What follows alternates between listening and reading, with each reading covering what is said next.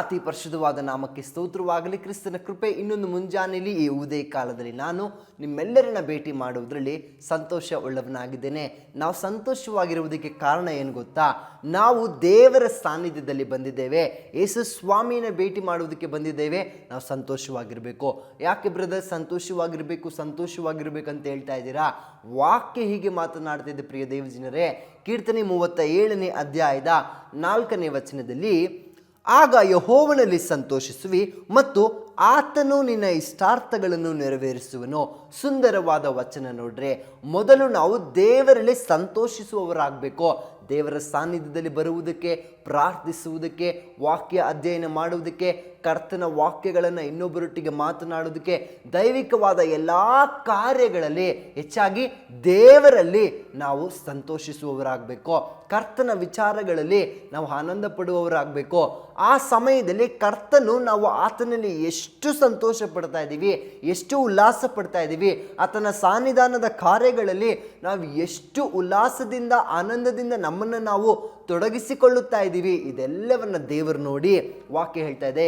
ಮತ್ತು ಆತನು ನಿನ್ನ ಇಷ್ಟಾರ್ಥಗಳನ್ನು ನೆರವೇರಿಸುವನು. ಎಷ್ಟು ಸುಂದರವಾದ ವಚನ ನೋಡ್ರಿ.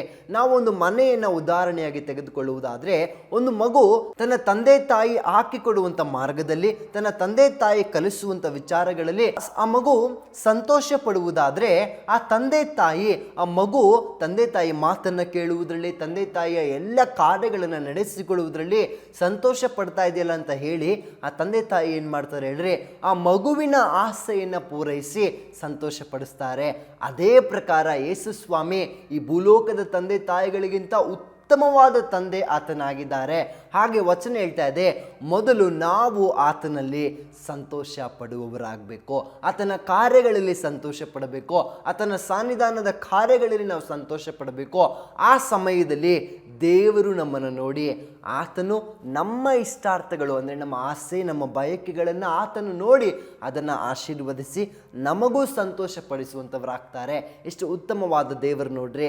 ಆಗ ದೇವರು ಕೂಡ ನಮ್ಮ ಹೃದಯವನ್ನು ನೋಡಿ, ಹೌದು ನನ್ನ ಮಗನು ನನ್ನ ಮಗಳು ನನ್ನ ಕಾರ್ಯಗಳಲ್ಲಿ ಇಷ್ಟೊಂದು ಸಂತೋಷ ಪಡುತ್ತಾ ಇದ್ದಾರೆ ಅಂತ ನೋಡಿ ಆತನು ಕೂಡ ನಮ್ಮ ಇಷ್ಟಾರ್ಥಗಳನ್ನು ನೆರವೇರಿಸುವುದಕ್ಕೆ ಆತನ ಸಂತೋಷ ಪಡ್ತಾರೆ. ಹಾಗಾಗಿ ಈ ಮುಂಜಾನೆ ವೇಳೆಯಲ್ಲಿ ದೇವರ ಸಾನ್ನಿಧ್ಯದಲ್ಲಿ ನಾವು ಬಂದಿರುವಾಗ ಅಪ್ಪನ ನೋಡಿ ಹೀಗೆ ಹೇಳೋಣಪ್ಪ, ನಾನು ನಿನ್ನಲ್ಲಿ ಸಂತೋಷಿಸುತ್ತೇನೆ, ನಿನ್ನ ಕಾರ್ಯಗಳಲ್ಲಿ ಉಲ್ಲಾಸಿಸುತ್ತೇನೆ ಅಂತ ಒಪ್ಪಿಸ್ಕೊಡ್ರಿ.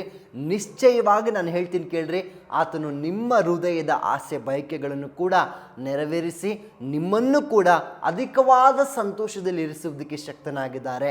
ನಂಬಿಕೆ ಇದೆಯಾ? ನಾವು ಪ್ರಾರ್ಥನೆ ಮಾಡಿಕೊಳ್ಳೋಣ. ಪರಿಶುದ್ಧಾತ್ಮನಾದ ಕರ್ತನೇ, ನಿಮಗೆ ಸ್ತೋತ್ರಪ್ಪ. ನಿನ್ನ ವಚನ ಪ್ರಿಯ ಮಕ್ಕಳೊಟ್ಟಿಗೆ ಹೀಗೆ ಮಾತನಾಡಿದಕ್ಕಾಗಿ ವಂದನೆ. ಹೌದು ಅಪ್ಪ, ನಾವು ನಿನ್ನಲ್ಲಿ ಸಂತೋಷಿಸುವಾಗ ನೀನು ಕೂಡ ನಮ್ಮ ಹೃದಯದ ಇಷ್ಟಾರ್ಥಗಳನ್ನು ನೆರವೇರಿಸುವುದರಲ್ಲಿ ಸಂತೋಷ ಪಡುವಂಥ ದೇವರು ಅಪ್ಪ. ಹೌದು ಪ್ರಿಯ ಮಕ್ಕಳನ್ನು ಆಶೀರ್ವದಿಸ್ರಿ.